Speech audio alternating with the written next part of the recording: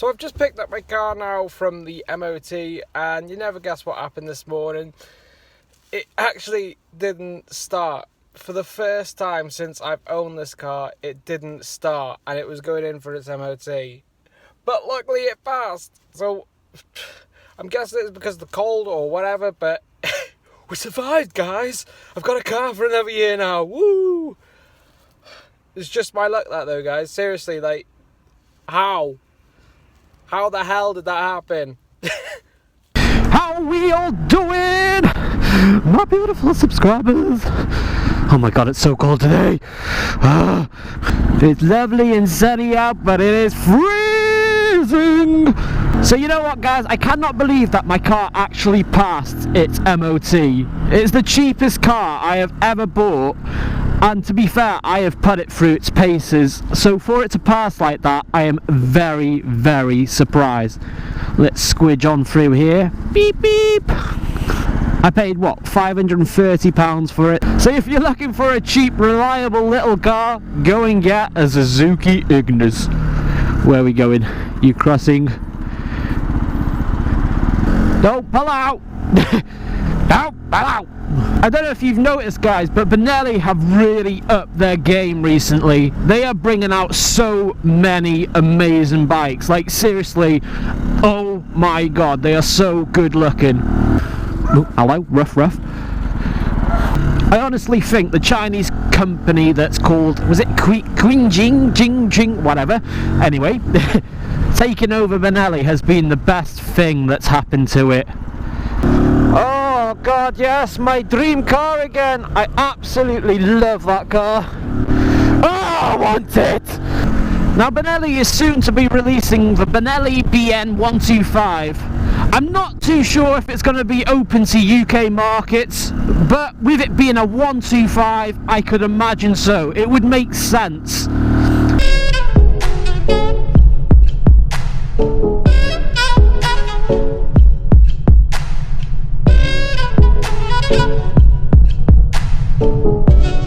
Usually when it's a 135, they usually only sell it to Asian markets. But with it already being a 125, I could imagine they would be selling it to the UK market. And they have been selling a lot more Benelli motorcycles into the UK market because they are growing, especially after this bike, the TNT 125. It has opened the market to Benelli bikes massively. And I could imagine Benelli has sold so many of these TNTs in the UK market. So as for the Benelli BN125, I should imagine it will be coming to the UK market.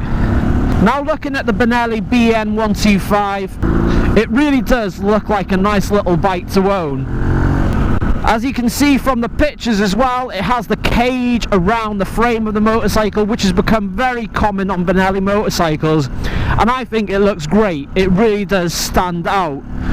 It actually reminds me a hell of a lot of my old Kiwi RKV, just more refined and more sharper. I'm not too sure on what the prices of this bike's going to be, but I can visualise it being slightly more expensive than the TNT 125, just because it's a slightly bigger bike. So the real question stands, why would you get the Benelli BN125 when we have such a beautiful bike here, the Benelli TNT 125? Well, to be honest with you, I can actually understand why they've done that. Because if I'm honest, at first I never really liked bikes like I'm on now.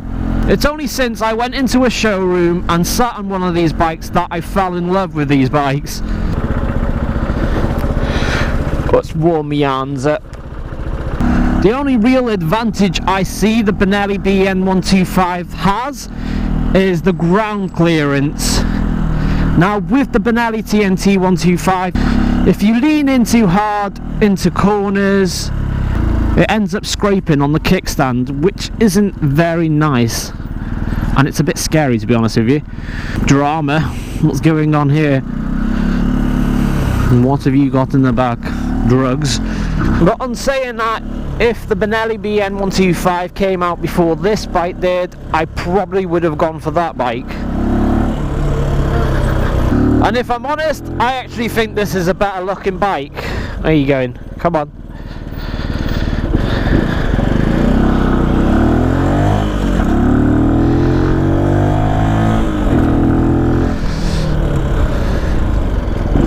Well, police are out in force today. So if you are looking into getting the Benelli BN125, don't be put off by it, because I don't see that there would be anything wrong with it. Looking at the quality of the Benelli TNT 125s, it should be just as good. You know, not everybody likes bikes like these, and I didn't at first. So if you want something a little bit bigger, because you're like over 6 foot or something, then that's going to be one of the best options for you, especially if you really want a Benelli. But as for me, I absolutely love this bike, and if somebody said to me now if I wanted to do a straight swap for a Benelli BN125, a brand new one, I would say no.